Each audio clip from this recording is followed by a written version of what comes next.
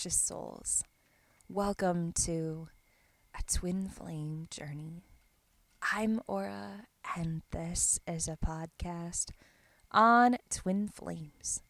For more videos, don't forget to like, share, and subscribe. Reaching for Union has released an episode on how soul missions are revealed. So if you are curious or would like some reassurance regarding this topic and how it coincides with the twin flame journey, feel free to check that out in the description box below. Also, a twin flame journey is now available on Kindle Vella, as well as an audio version in the description box below with links provided. Episode 5, An Unexpected Meeting, is still being worked on and will be available in the upcoming weeks. Follow along as Aura tells the story of a twin flame journey. I would also like to make another announcement regarding my content. If you ever find yourself in a situation where you are experiencing physical, emotional, mental, and spiritual abuse, please reach out to your local professionals, as this video is not a valid source.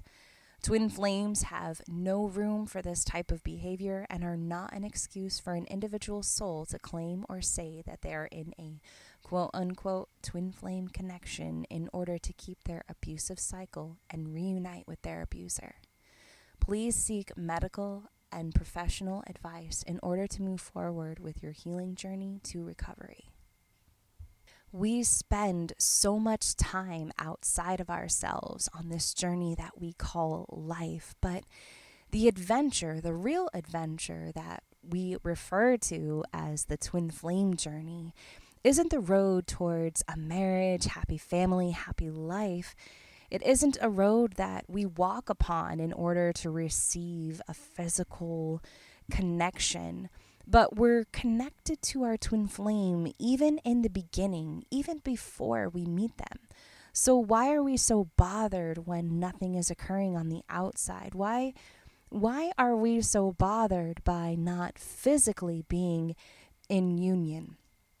But, we see everyone around us experiencing some type of reunion or even uniting in a romantic connection, that suddenly we find ourselves in a state of confusion or fear, almost as if our life is passing us by.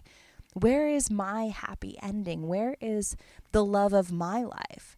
And with the twin flame journey, isn't really about feeling that connection on the outside of you, but rather being connected to a source energy that is so powerful, even the lower frequencies couldn't distract you. Even the energies that we felt too comfortable with, it never really mattered about external. It never really truthfully mattered about external, even though when we were trapped in these connections, it really did matter at that time.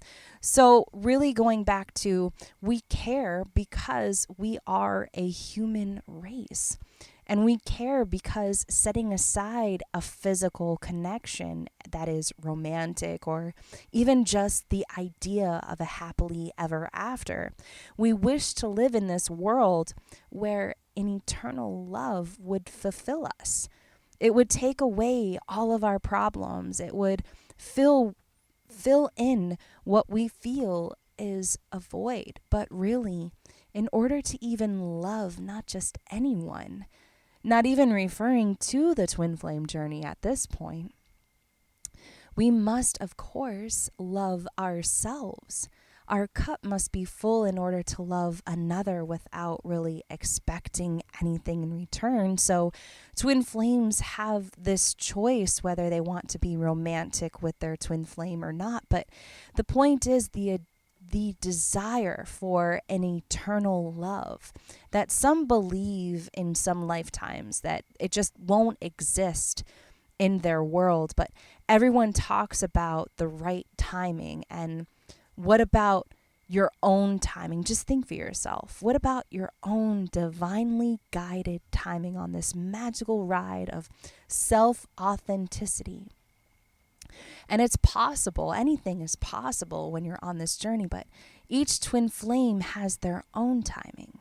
And most of the time, actually all of the time, it isn't really what we expect or how we anticipate our physical reunion kind of looking like, but we get pretty close, and it is most certainly a magical experience. But I like to describe the twin flame journey as this roller coaster that everyone is afraid to get on. You see this monster roller coaster, and you were so anxious to get on it, and suddenly, just out of the blue, suddenly the ride ends and you realize, why was I so afraid to begin with?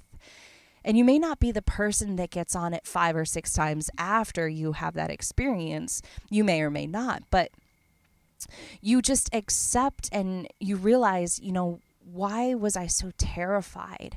What was I getting worked up over, even getting on this roller coaster to begin with?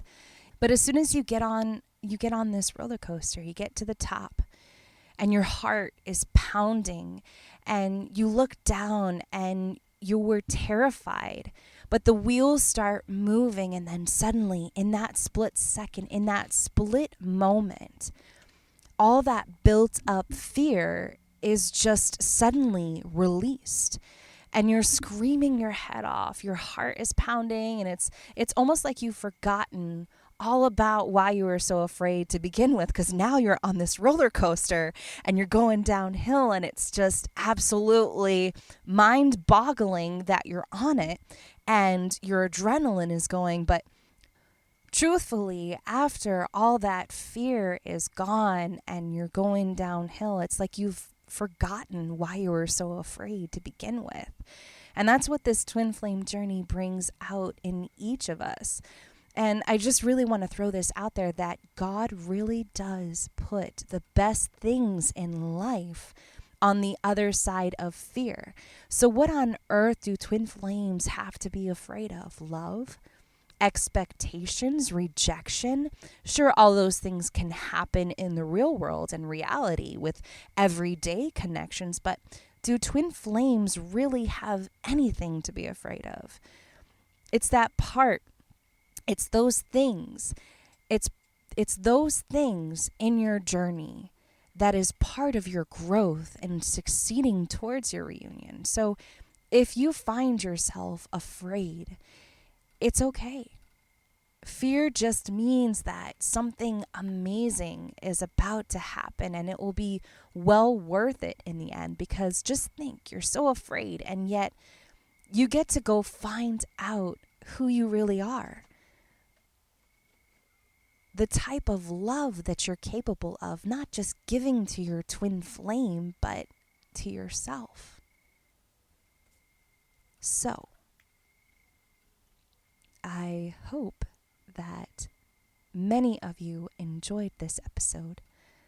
Until next time, I'm Aura, and this is a twin flame journey.